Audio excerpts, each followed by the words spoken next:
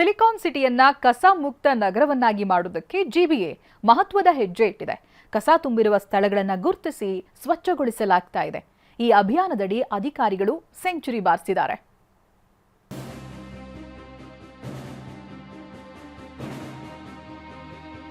ಬೆಂಗಳೂರಿಗೆ ಕಸದ ಕಂಟಕದಿಂದ ಮುಕ್ತಿ ನೀಡಲು ಜಿಬಿಎ ಪಣ ತೊಟ್ಟಿದೆ.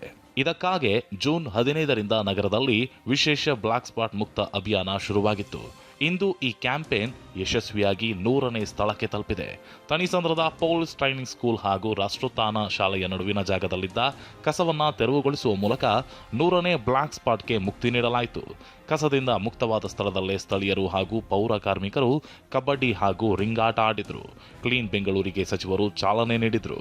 ಈ ಬ್ಲಾಕ್ ಸ್ಪಾಟ್ ಎಲಿಮಿನೇಷನ್ ಪ್ರೋಗ್ರಾಮ್ ಅಂತ ಶುರು ಮಾಡಿ ಹಿಂದೆ ಕೂಡ ಬಾಲ ಮಾಡಿದೀವಿ. ಬಟ್ ಈ ಬಾರಿ ಅದು ಮತ್ತೆ ರಿಪೀಟ್ ಆಗದಂಗೆ ಪರ್ಮನೆಂಟ್ ಎಲಿಮಿನೇಷನ್ ಮಾಡಬೇಕಂತ ನೋಡಿ ಅದನ್ನು ರೂಟ್ ಕಾಸಸ್ ಅನ್ನು ಹುಡುಕಿ ಯಾಕೆ ಹಾಕ್ತಾ ಇದ್ದಾರೆ ಅಂತ, ಈ ಸುತ್ತಮುತ್ತ ಜನ ಯಾಕೆ ಹಾಕ್ತಾ ಇದ್ದಾರೆ, ಅದನ್ನು ಹೇಗೆ ನಾವು ಪರಿಹಾರ ಕೊಡಬೇಕು ಅನ್ನೋದು ಯೋಚನೆ ಮಾಡಿ ಜೂನ್ 15ರಿಂದ ಫುಲ್ ಫ್ಲೆಜ್ಡ್ ಆಗಿ ಶುರು ಮಾಡಿದ್ದೇವೆ. 45 ದಿನಗಳಲ್ಲಿ 100 ಸ್ಪಾಟ್ಸ್ ಕ್ಲೀನ್ ಮಾಡಬೇಕಂತ ಪ್ಲ್ಯಾನ್ ಇಟ್ಕೊಂಡಿದ್ದೇವೆ. ಇವತ್ತು 100ನೇ ಸ್ಪಾಟು 25 ಜುಲೈಗೆ ಮಾಡ್ತಾ ಇದ್ದೀವಿ. ಅಂದರೆ ಆಲ್ಮೋಸ್ಟ್ ನಾವು 40 ಡೇಸಲ್ಲೇ ಮಾಡಿದ್ದೀವಿ. ವಿಷಯ ಏನಂದ್ರೆ ಜಿಬಿಎ ಸ್ವಚ್ಛಗೊಳಿಸಿದ ಮೇಲೂ 2-3 ಕಡೆ ಮತ್ತೆ ಕಸ ಹಾಕ್ತಿದ್ದಾರೆ. ಇದನ್ನ ಗಂಭೀರವಾಗಿ ಸಚಿವರು ಪರಿಗಣಿಸಿದ್ದಾರೆ.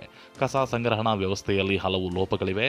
ವಾಹನಗಳು ಮತ್ತು ಆಟೋಗಳು, ಪೌರ ಕಾರ್ಮಿಕರು, ಸಿಬ್ಬಂದಿ ಕೊರತೆ ಇದೆ. ಇದನ್ನ ನಾವು ಶೀಘ್ರವೇ ಸರಿಪಡಿಸಿ ಹೊಸ ಸಿಸ್ಟಮ್ ತರ್ತೇವೆ. ಆದರೆ ನೆಪಗಳನ್ನು ಹೇಳಿ ರಸ್ತೆಯಲ್ಲಿ ಕಸ ಬಿಸಾಡಬೇಡಿ ಅಂತ ಸಚಿವ ಕೃಷ್ಣ ಭೈರೇಗೌಡ ಸಾರ್ವಜನಿಕರ ಸಹಕಾರ ಕೋರಿದ್ರು. ಶೀಘ್ರದಲ್ಲೇ ಅತ್ಯಾಧುನಿಕ ಹಾಗೂ ಪಕ್ಕಾ door to door garbage collection system ಜಾರಿಗೆ ತರೋದಾಗಿ ಭರವಸೆ ನೀಡಿದ್ರು. ಜನಗಳು ಕೂಡ ಸಹಕಾರ ಕೊಡಬೇಕು. ಕಸ ಎಲ್ಲಂದ್ರೆ ಅಲ್ಲಿ ಬಿಸಾಕೋದು, ಇದರಿಂದ ನಾವು ಬೆಂಗಳೂರನ್ನು ಸ್ವಚ್ಛ ಮಾಡೋಕ್ಕಾಗೋದಿಲ್ಲ. ಮನೆ ಹತ್ರ ಕಸ ಕಲೆಕ್ಟ್ ಮಾಡೋಕ್ಕೆ ಬಂದಾಗ ದಯವಿಟ್ಟು ಅಲ್ಲೇ ಕೊಡಬೇಕು. ಅದನ್ನು ಬಿಟ್ಬಿಟ್ಟು ತಂದು ರೋಡ್ ಸೈಡಲ್ಲಿ ಬಿಸಾಕ್ಬಿಟ್ಟು ಬೆಂಗಳೂರು ಕೆಟ್ಟೋಯ್ತು ಅಂತ ಹೇಳಿದ್ರೆ ಸಮಸ್ಯೆಗೆ ಕೇವಲ ಸರ್ಕಾರ ಕಾರಣ ಅಲ್ಲ, ನೀವು ಕಾರಣರಾಗ್ತೀರಿ. ಇನ್ನು ಹೆಣ್ಣೂರು ಟ್ರಾಫಿಕ್ ಪೊಲೀಸ್ ಠಾಣೆ ಎದುರು ಕಸದ ರಾಶಿ ಕ್ಲೀನ್ ಮಾಡಿದ್ರು. ಗೋಡೆಗಳಿಗೆ ಬಣ್ಣ ಬಳಿದು ಗಿಡ ನೆಟ್ಟು ಸ್ವಚ್ಛ ಮಾಡಿದ್ರು. ಏನೇ ಹೇಳಿ, ಕಸಮುಕ್ತ ಬೆಂಗಳೂರು ಕನಸನ್ನ ನನಸಾಗಿಸಲು ಜನರ ಬೆಂಬಲವನ್ನ ಸಚಿವರು ಕೋರಿದ್ದಾರೆ. ಜನರು ಕೂಡ ಈ ನಿಟ್ಟಿನಲ್ಲಿ ಕೈ ಜೋಡಿಸಬೇಕಿದೆ. ಅರುಣ್ ಕುಮಾರ್, TV9 ಬೆಂಗಳೂರು.